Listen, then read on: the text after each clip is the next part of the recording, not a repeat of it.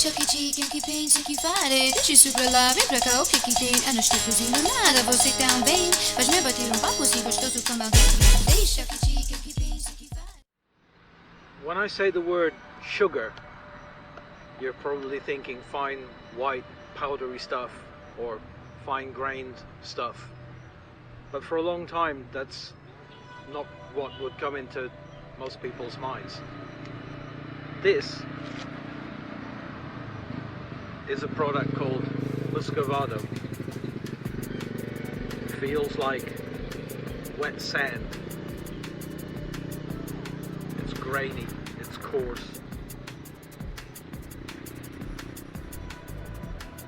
It has a strong flavor.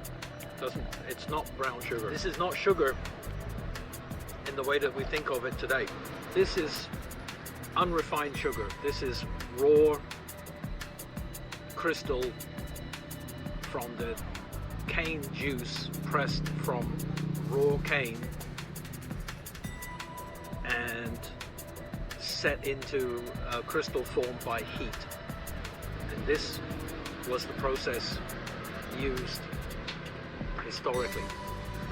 Some people call this Barbados Sugar because it was a famous product on that island. Here in the Philippines, it's called Muscovado. This is one of probably hundreds of Muscovado mills, or what's left of them, on this island. This is what's left of the machinery that was used. And that is the chimney,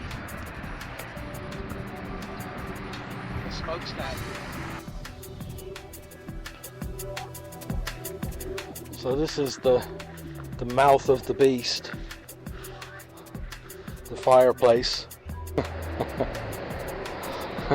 Yes, for some sense of scale, there's a human inside the mouth of the beast in the furnace. Doesn't look very high from here, but it is. So at this point, your guess as to what this concrete plinth looked like when it functioned is as good as mine, because I don't know. But maybe in the next week we're going to learn something about it. There's an inscription here which seems to date this in 1917. So I can sort of imagine that at that time whatever was here was steam powered. You see these very heavy studs left over that would have been used to mount the machine. Of course, in those days, this lovely tree wouldn't have been here. That's an intruder, which again gives you an idea how old this is. But this is the base of this thing. There look to be several tanks with channels that would allow perhaps the sugarcane juice, I don't know, to run from one tank to another. Maybe that's a sluice out for some waste product. And then we have these large tanks. Or this is probably a machine base. There might have been a big flywheel here, and there are other tanks there.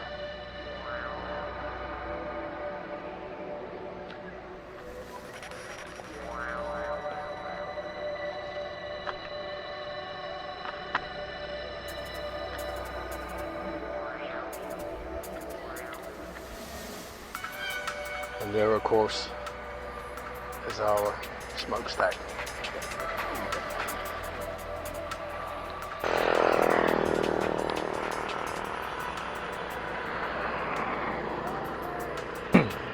Yves Leopold Germain Gaston, distinguished name, was a sugar technologist who had been trained in Mauritius and Bourbon. Yves had been commissioned by Domingo Rojas, who's a big player still, big family. The patriarch of 4 Filipino power families, which are still very much in control of this country, and brought here to the Philippines around 1837. Mr. Rojas had gone into partnership with Mr. Gaston and intended to build the first major sugar plantation in the Philippines in Batangas. However, the soil in Batangas turned out not to be particularly suitable for such a gambit, and that didn't really pan out. So the upshot of that was that Mr. Rojas and Mr. Gaston parted company within a few years, and in 1844 Gaston moved himself here to Negros to set up his first sugar plantation. The soil here and the climate here extremely well suited to plantation. Gaston set up his first hacienda in an area called Buen Retiro, and by 1847 he'd built his first house and installed the first steam-powered sugar mill on this island. So that steam-powered mill allowed Gaston to produce sugar in quantities which were unprecedented at the time, and with such a consistent refining quality that his sugar soon became famous in export markets internationally. So he became a star in the sugar industry. So today Gaston is credited with being the first person to bring sugar cultivation to an industrial level. And back then, of course, no one had any idea that sugar production would end up being the dominant industry on this island.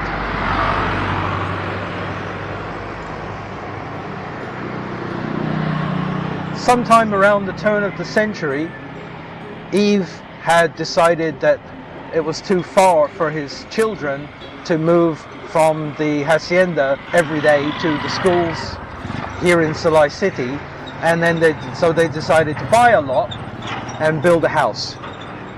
Well, slightly different scale from what you or I might hope to achieve in our lifetimes.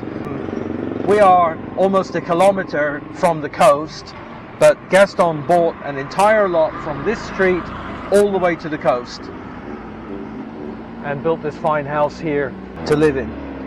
And this area now is something of it became something of a sugar baron's enclave, with a lot of other hacienderos purchasing houses here, and then other wealthy families started moving into this area. So we're going to have a little look around at some of the other houses as well. And you can see here the gardens are quite nice, and what's left of a sort of a gazebo thing. You can just imagine they would have had some very nice and very fancy soirees in the afternoons, perhaps. Beautiful residence. This is another one of the period houses. You know, what Gaston started with his first successful plantation and mill very quickly grew into a major industry. Gaston's house this is just around the corner from Gaston's house. This is the home of one Jose Piton Ledesma, built in 1917. We wondered what they're growing cane from. These are the saplings. These are cut from the top of the canes during harvesting, and these are just planted in back into the soil. Just get sprouts growing out of the top, and they just grow into new plants. So there you go.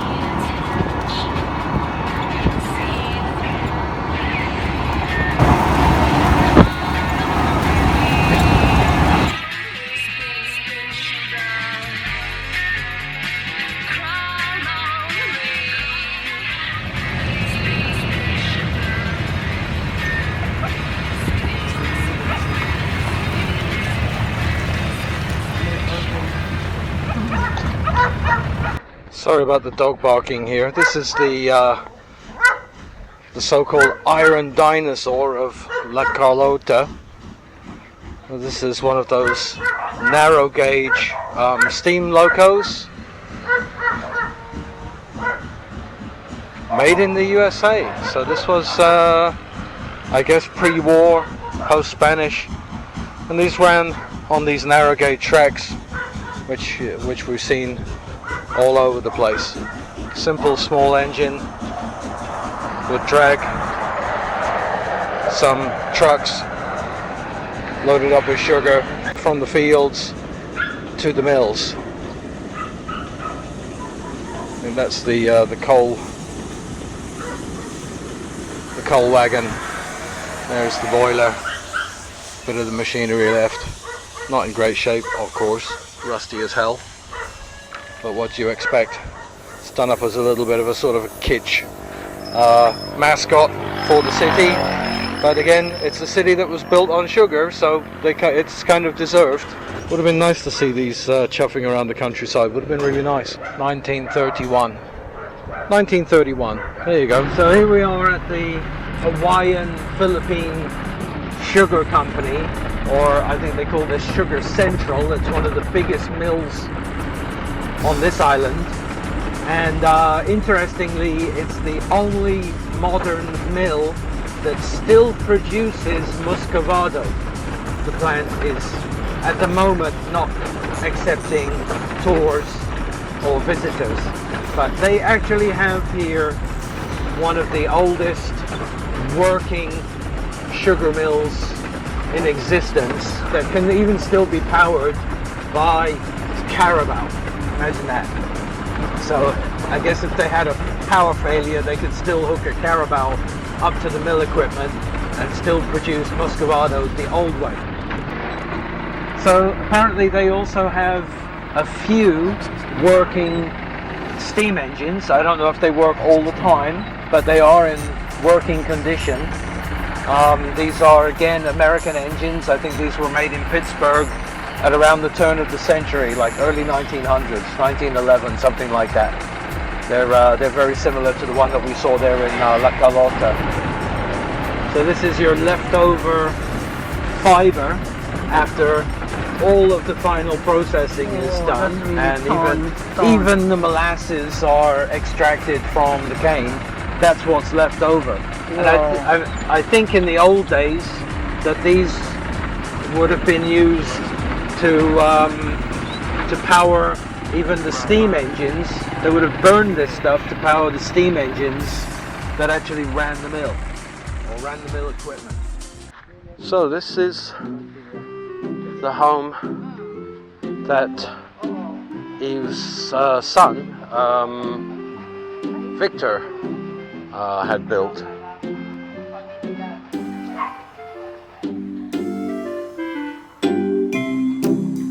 Another impressive house with a formal lawn, and there is still a Gaston in residence here, though he's retired and 89 years old, but it is an active family home. It's not a museum, and I don't think it's open for tours, which is probably a shame. But again, this gives you an idea of the sort of money that was in the sugar business. This is quite literally the house that Sugar built.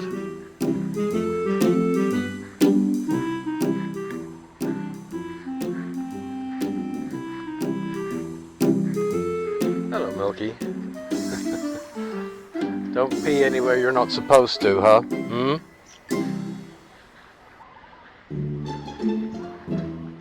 Yeah. Impressive. Obviously it's seen better days. Could use a little repair here and there. But still, for being 100 years old, well, yeah. I hope I look that good when I'm 100. Interesting. Look at that. It's a concrete boot. So that's a playground for Gaston's kids. Yep. 1803 is the first arrival here, and 2018 was their last family gathering for the Gastons. Wow. That's an old tractor. Yeah, the solid paddle wheels. Wow. That's an antique.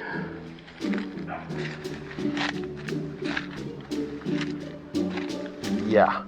Huge case for the rear axle. I don't think they actually have differentials. And a power takeoff, I assume, for driving machines. And quite an impressive hand crank. Do you think it'll start? Probably not. So these impressive large metal bowls or steel iron bowls, those were part of the mill equipment, and those are used for storing sugarcane juice between processes. Really huge.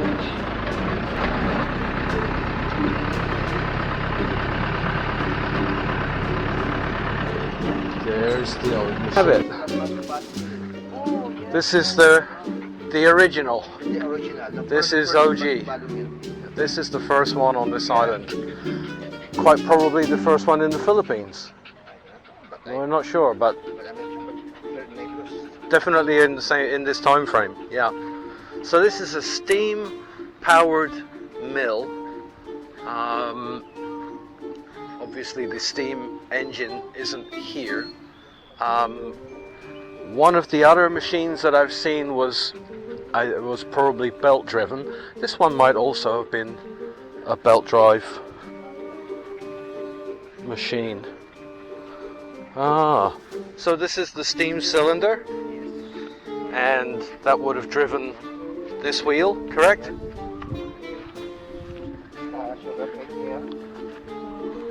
Through the mangle. Yeah, don't put your hand in there. Right. The large gears, so slows it down and slows it down. So you can just imagine the torque of this thing. That's something like a 6-inch steam cylinder, driving the impressively large flywheel. What looks about a 10-to-1 gear ratio and another 10-to-1 gear ratio, sort of like 100-to-1. So 100 times the torque of a 6-inch steam cylinder, and the rollers are geared together. You can see the bearing blocks for them, and the phase gears to rotate the rollers at the same speed and in phase, and quite possibly the outlet there for the machine. And look at that.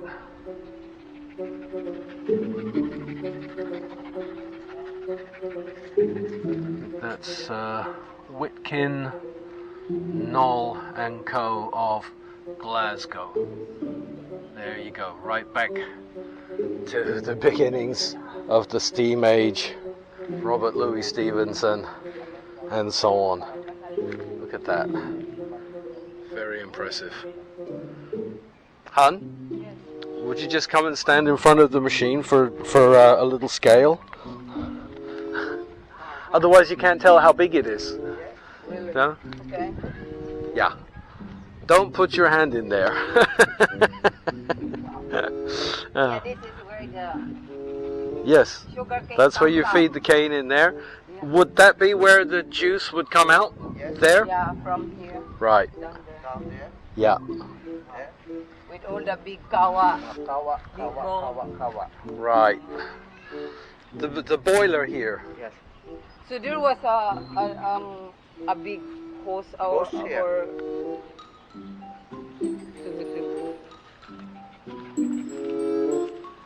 bring all the juices here. Yeah. Wow. So you're heating the juice in stages. Okay. And crystallizing your Muscovado there. Sorry. What's over there? What are those? Another machine. Another machine. Is that a more modern one?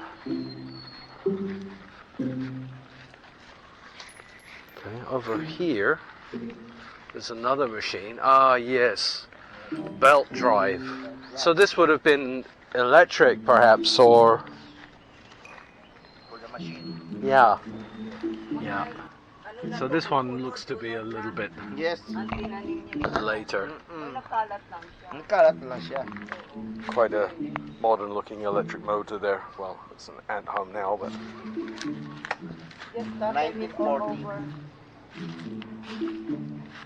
1914. 1914. September 26. September 26. 1914. And that would again be a... Oh, this is a well. Yeah. Supposedly. Now? Did your wish come? Did your wish come true?